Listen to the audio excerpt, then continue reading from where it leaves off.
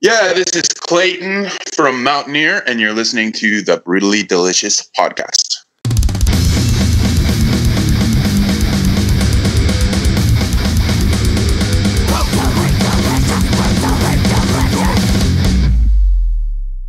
Hello. Hey, Clayton's here.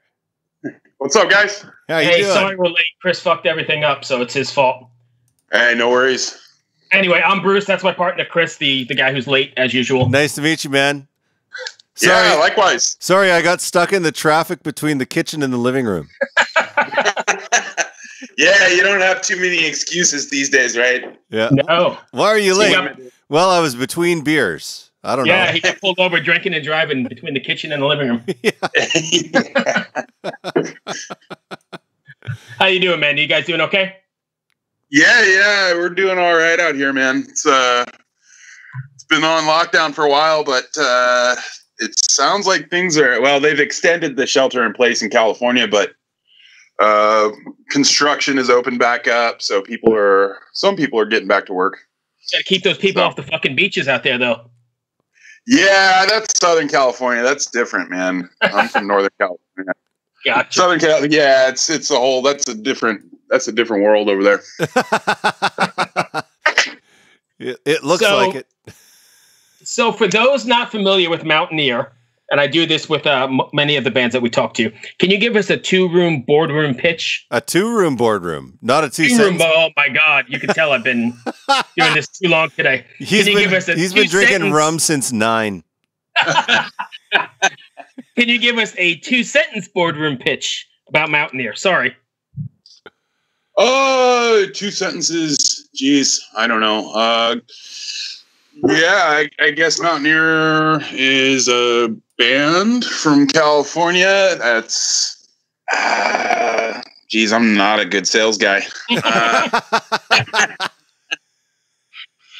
Yeah, I don't know. This is our Bloodletting is the album that's coming out that we're promoting right now, and it's the 3rd album that we've done, released by Life Force Records from Germany, and we think it's pretty good. So maybe you want to check it out. Awesome. I'll take that. I guess I'm looking at your Facebook page and I've done a little bit of research.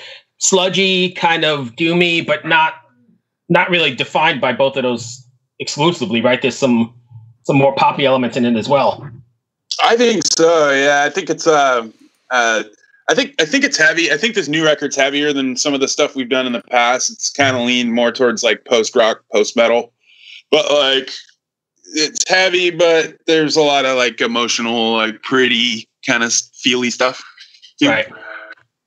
What's it like trying to put a record out in the middle of all this chaos? Obviously it's different from the last 3, right? The whole process. Yeah, man. I don't know. It's kind of, we're learning as we go along. Initially, the album was slated for the release and with distributors and all that, there wasn't really any backing out or postponing it. So, our cards were all in, and, initially I figured that, people are just sitting at home, sitting on their hands, and that, more people would have time to check out new music, and, writers and reviewers might have more time to listen to things that they might not have which may be the case. It's a little hard to know the metrics right now, but on the other hand, you can't play live. So we had a tour planned for July that we had, postponed, and I don't know if I think record sales are down because people are they're buying, flour and toilet paper and shit. And They're not buying flour; they're buying toilet paper. Right. It's so weird what you can and can't get these days. But yeah, I don't know, man. We'll have to see how it shapes out and make the best of it. I saw a riot in Costco the other day. I went in and they had 1 pallet of Clorox wipes, and it was like the worst metal mosh pit I've ever been in. I was just like, man, these people are going nuts. No one's social distancing here. Yeah. Fucking A, dude. When it comes down to this, it's a roll of toilet paper. All humanity has gone away. Well, I'm not wiping my ass with Clorox wipes. I'll tell you what.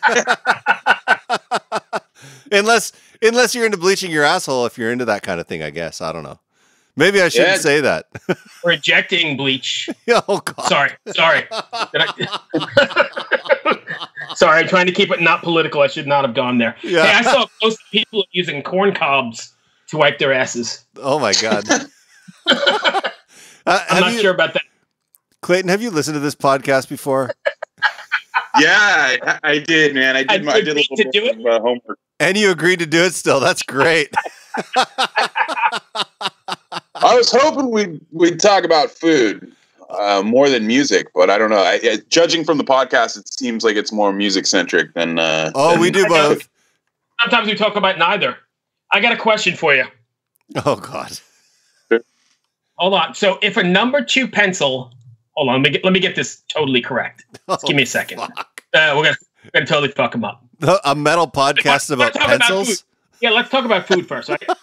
Is cereal a soup? No. Why?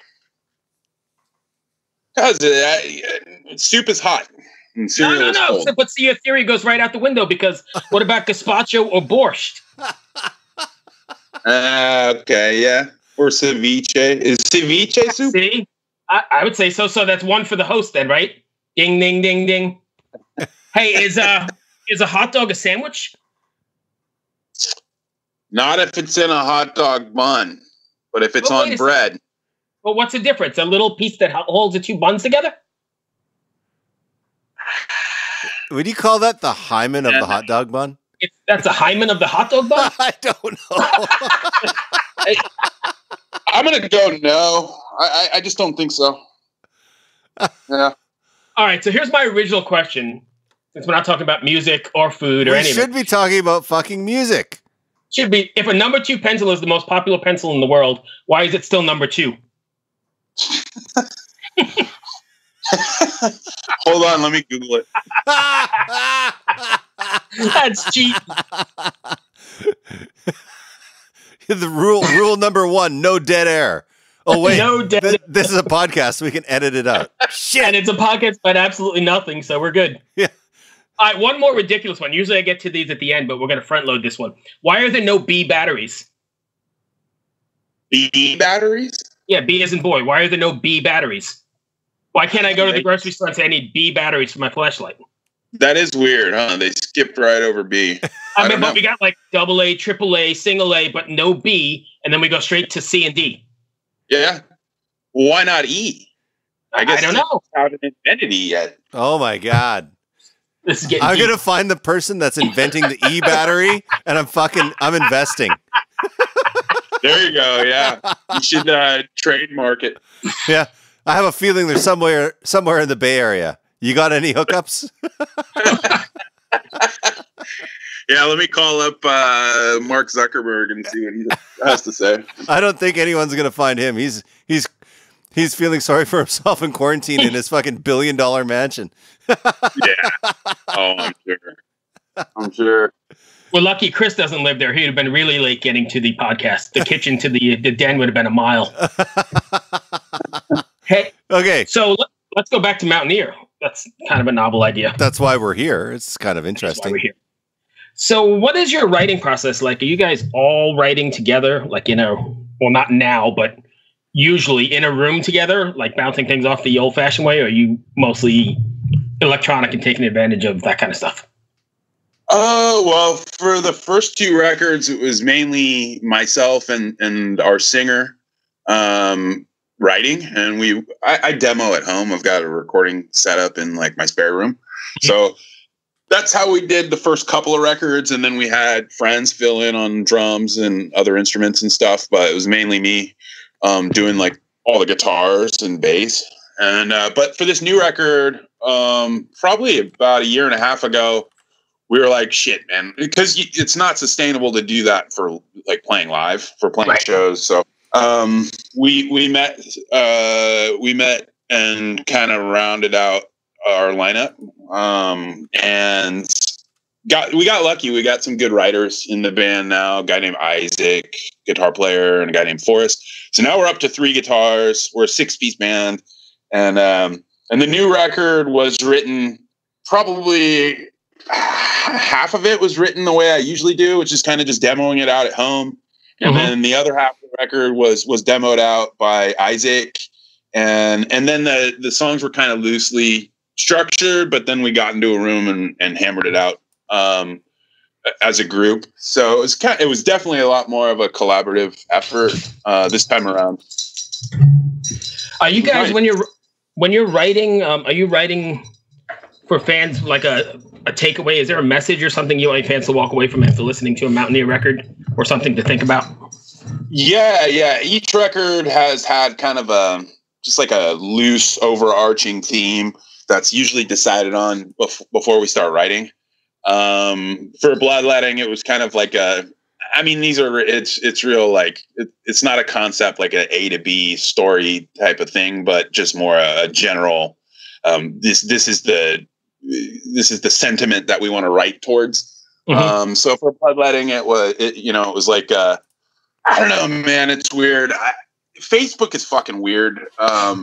It's strange to me that like people that you haven't seen in 20 years can just pop up in your messenger, and like that's what happened. I don't know. I got some people that when I was in my early 20s, I had like some bad times and bad experiences, and I just had people kind of showing back up into my life and like wanting to pick back up where things had left off, and I'm a totally different person.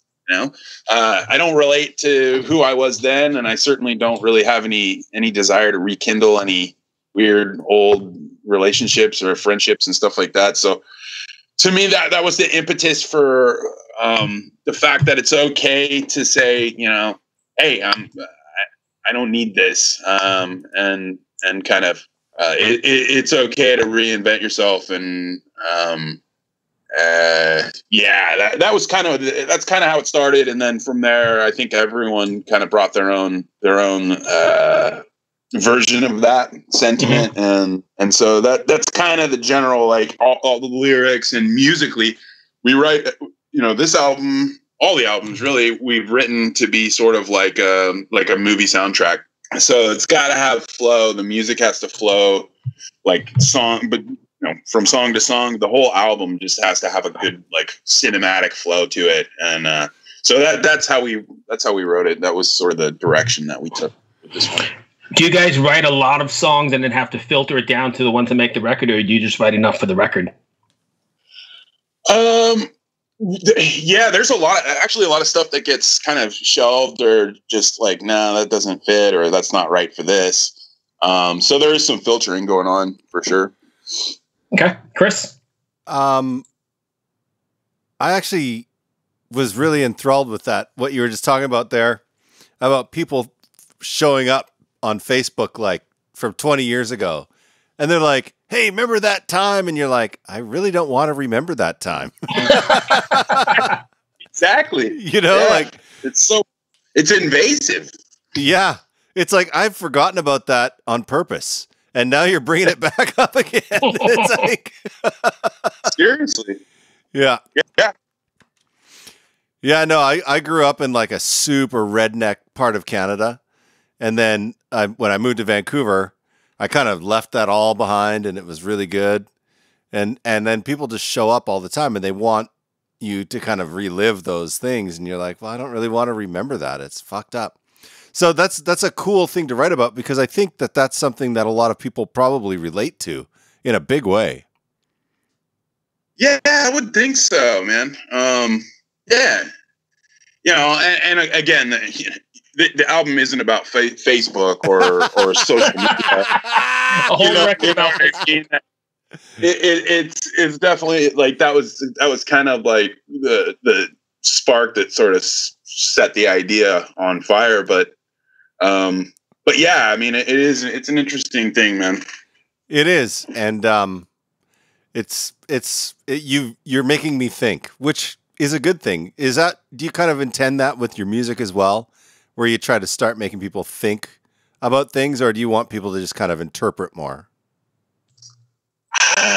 I mean, I love the idea that, I mean, some of my favorite, like, you know, quote concept records, like Maiden records, like Power Slave, for instance, like that. Like, I love it that it's a concept but it's kind of, it's open to interpretation. You can, you know, I remember being a kid and like reading through the lyrics and looking at the, you know, the album artwork and everything, and kind of, it isn't explicitly told to you what you need to think, but you kind of, you make your own sort of meaning for it yourself. And I love that. And I think that that's like, if you can get people to do that, then you've done something really special. So I'm not comparing Mountaineer to Iron Maiden or anything like that. No, but I get it. I understand that totally. Yeah. And Power Slave was a classic record. Yeah. I mean, but not my favorite though. I love the one before that. Peace of Mind. Peace of Mind. That was my favorite. I think those two records are probably the best Maiden records. Yeah. And we're probably insulting three of our fans, or all three of our fans, because everybody loves the ones later. I'm trying to think of the Seventh Son of a Seventh Son. Yeah, that. And those are good, but I love the Power Slaves and the one before that, Peace of Mind. Give me Aces High, and I'll rock all fucking day. I like to tame a land from Peace of Mind. My God. Yeah. Yeah, I mean, they did no wrong from... I wasn't a fan of Killers and the first two records with Paul Di'Anno and vocals. Right. It was a little... I just got it... I think that was a little before my time, but when I got into them, yeah, I mean, the Bruce Dickinson records, like, pretty much all bangers up until... And I love Seventh Son of a Seventh Son, but after that, like Fear of the Dark and shit, was a little beyond. I mean, they're still good, and I won't turn them off. But I mean, to me, like Chris said, Classic Maiden is probably, those two records are probably my favorites. Yeah, I mean, if Steve Harris is playing bass, life is pretty good. Yeah. Oh, yeah, those guys are amazing. Yeah. Anyways. Unbelievable. How do we keep getting sidetracked, Bruce? Fuck, stay on topic. But listen, so if you're at a movie theater, how do you know which armrest is yours? It's the one on the left. You can't elaborate why? No, you just know that. Common knowledge? I Googled it really fast. And, I'm left-handed, so that, you know, it makes sense. So the left one has got to be. I think left-handed is a sign of genius, by the way. You do? Okay. I do. All right, I'll take it. Yeah, take it. Take it all you can. Are you guys do you plan on doing any live streams for your fans? You know, we haven't even talked about that. God, I guess it wouldn't be a bad idea. Some of us are semi-tech savvy. They pull something like that off. I don't know if people really want to see our fucking mugs, but I don't know. We've got more stuff in the pipeline.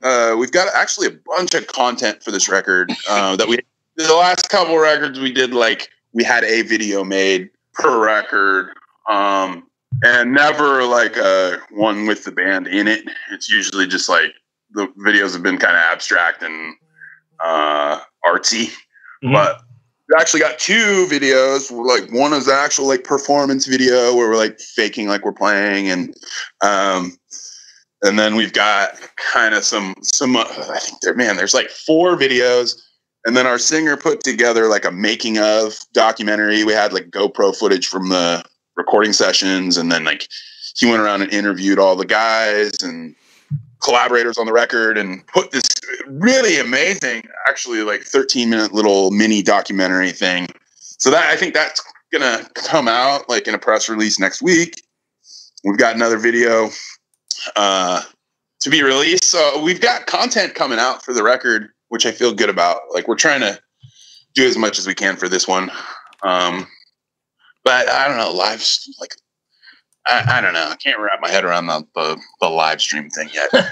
Yeah, we just interviewed a black metal band, and like, I was thinking to myself, how would they do like a live stream? And I was like, acoustic guitar with black metal vocals. I was like, how does that work? You know, so I'm curious, because you know, like my freaking news feed is filled with DJs hooking up their turntables to, you know, and I'm just like, I don't want to see this. Like, I could just I can just go to Spotify or YouTube or whatever and listen to music.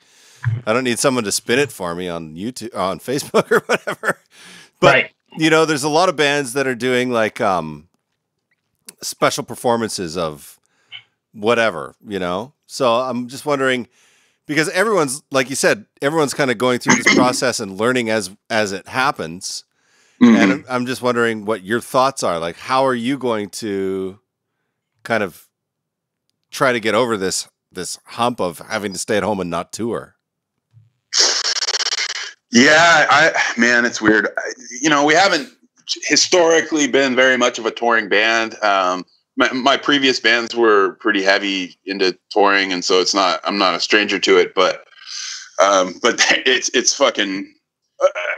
You know, I hate to sound like this because with the way the world is, this is really inconsequential. But you know, the whole point of like filling out our lineup and getting a 6-piece so that we can actually play, because the music, I don't know if you've listened to it, but there's a lot of layers of guitar. So to create, just to like to give it a good, I don't know, to be able to pull it off live, like we had to really go through a bunch of trial and error, getting the right people in, and it took a long time to flesh it out and get a set list and get tight.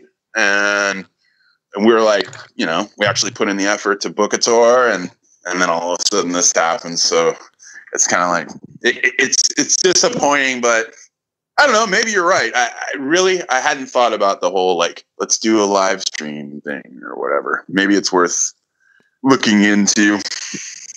But fortunately, this isn't like any of our jobs. You know what I mean? Like, this is, you know, this isn't by any means like our source of income or something like that. So, in a way, that's kind of cool too, because you can write music to write music instead of having to kind of be a slave to the grind, you know? Yeah. You know, as much as it'd be fun to, I think would be fun to like play music for a living. Man, you really have all your eggs in one basket. And if that basket, it's a fragile basket, I think. Hell yeah. The stress level on being like, quote unquote, like professional musician seems kind of ridiculous. I think I like the fact that, we can write and record albums that mean something to us and not have to worry about the monetizing of it and all that. And, so cool. Bruce, you got anything else? I don't. I think that was a pretty insightful conversation, and it's a shame you're having to release this record during all this stuff, but I hope it all goes well, and hopefully we'll catch you on the road somewhere. Yeah. Thanks a lot, guys, for taking the time and showing interest. I appreciate it.